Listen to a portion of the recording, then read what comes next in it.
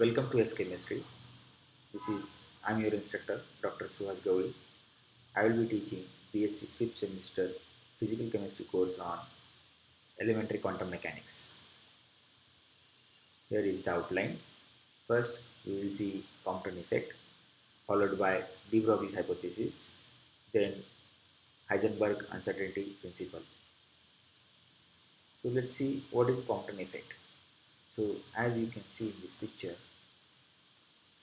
this is the source of X-ray gun, which is typically energy range is 100 k electron volt to down to 100 electron volt. The wavelength of most X-rays lies in the range between 0.01 nanometer to 10 nanometer. So if you uh, monochromatic X-ray gun uh, of the photon, if you collide with a free electron which is in the atom, and it emits, gets scattered the radiation. So this is observed by the Compton. He gave the definition for this effect. If monochromatic X-rays, that is X-ray, have one particular wavelength, are allowed to fall on graphene or some other light element, the scattered X-ray have wavelength larger than incident ray. So it's changing its wavelength after scattering. So in other words, scattered X-ray have lower frequency, that is lower energy than the incident X-rays. Same scenario you can see in terms of figure. So this is the incident photon which is came from the X-ray gun, which has a particular wavelength. If it collides to the free electron that is located in atom, so this energy is enough energy to kick out any electron which is located in atom. So as we know, the binding energy range is for hydrogen atom is 10 to 13 electron volt. So the uh, X-ray having the energy is more than 100 kilo electron volt. So this is sufficient energy to knock out the electron which is located in the atom. So due to this effect, so these electrons, uh, free electrons, like uh, it gets scattered, and and recoiled electron will ejected from this, and the photon have scattered photon has different wavelength. So we can see that the wavelength lambda dash of the scattered X-ray is always greater than the wavelength uh, lambda of the incident X-rays, because here as we know, the photon is nothing but the bundle of energy which has energy E and a momentum. So after collision with the electron, the energy has to get reduced. So whatever the reduced energy, so as the energy reduces, so it means your lambda will increase. The scattered photon has a higher wavelength than the uh, incident uh, photon, that is X-rays. So Compton observed this phenomena. So he applied the law of conservation of energy. So the law of conservation of momentum, and assuming X-ray to consist of particle, that is photon, each possessing energy equal to h nu. So Compton showed that so difference between this wavelength, that is a delta lambda, that is always equal to 2h by mc in bracket sine square theta by 2. So here theta is the angle of the incident rays on the free electron, and this Compton equation uh, can be rewritten as the, so your final lambda minus initial lambda, that is initial incident rays of X-ray photon, that is equal to the h by mc, here where h is the Planck constant, m is the mass of the electron, and c is the velocity of light. So this into 1 minus cos theta. So if you put theta value which is relatively 0 or 90 degree, you will get the corresponding value. So here the quantity delta H is called the wavelength shift. So the wavelength shift is independent of the nature of substance, and the wavelength of incident X-ray, it depends only on scattering angle. So if theta equal to 90 degree, then your wavelength shift, that is delta lambda, equal to h by mc. So this value, if you put this h value like 6.626 into 10 to the power minus 34 joules second, divided by mass of electron is 9.19 into 10 to the power minus 34 kilogram into 3 into 10 to the power 8 meter per second, that is the speed of light. So that is always equal to 2.42 picometer. So that is the wavelength shift. Now we will see de Broglie hypothesis. So de Broglie is the name of scientist. Um, so in Bohr's theory, electron is treated as a particle, and first we will see the wave nature of matter. So what is the nature of light? In many experiments, light has a wave nature. For example, interference, diffraction, polarization. However, the light behaves as a stream of proton or particle-like nature.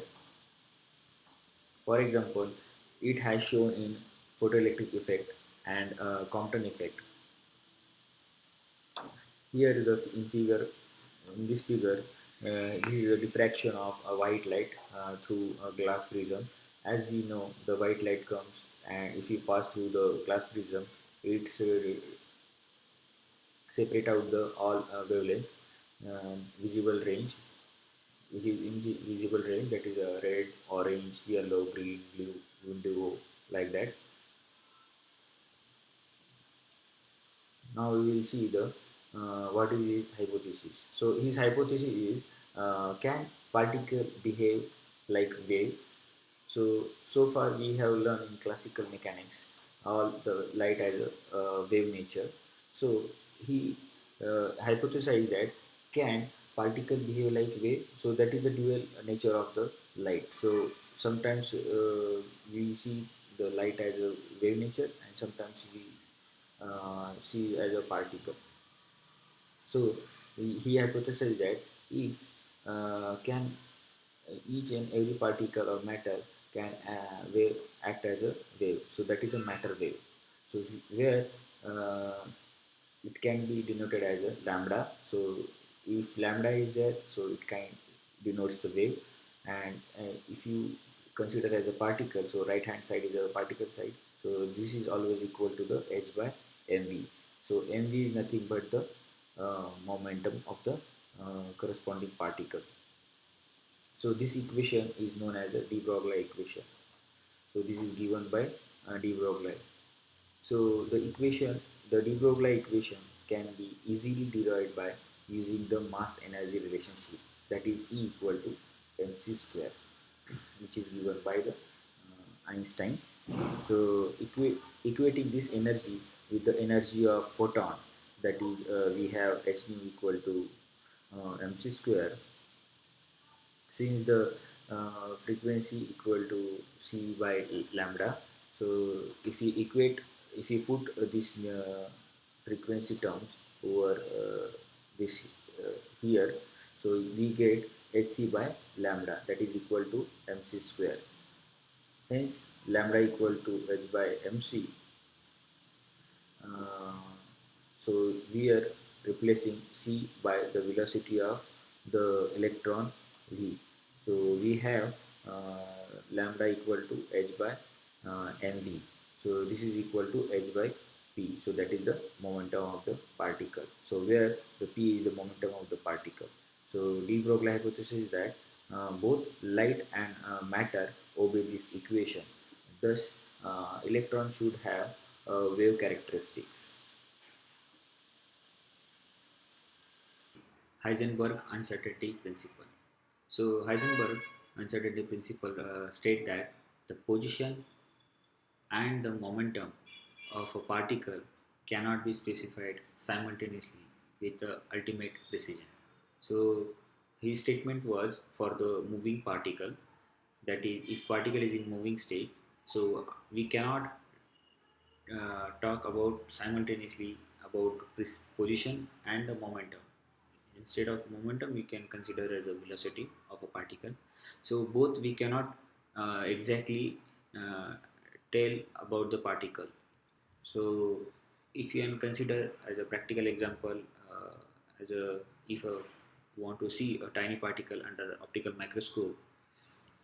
So to see a particle, we have a certain condition for optical microscope light.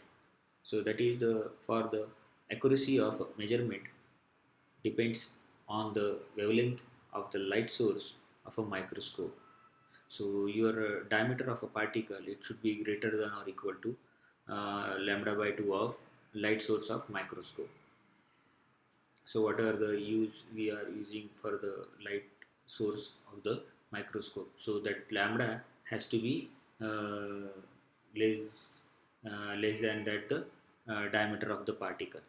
So now consider further in case of electron. So to detect any small moving electron, or to detect for the detection of position for an electron, ordinary light which is around 5000 angstrom cannot be used. So as the wavelength is far greater than the size of the electron.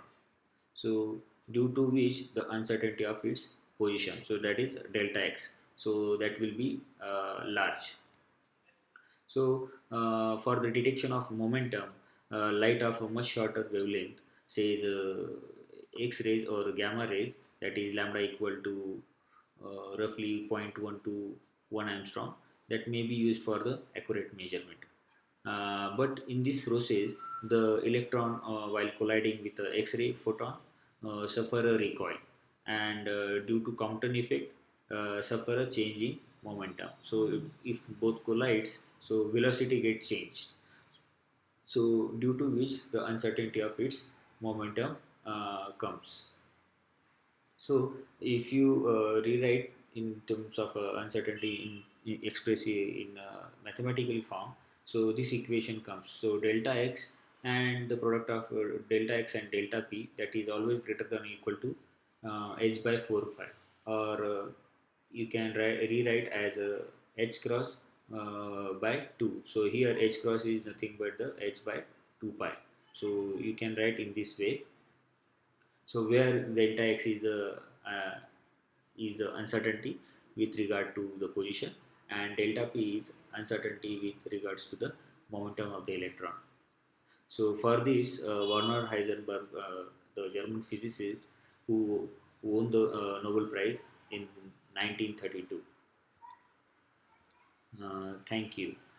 See you in next lecture. Till then, happy learning.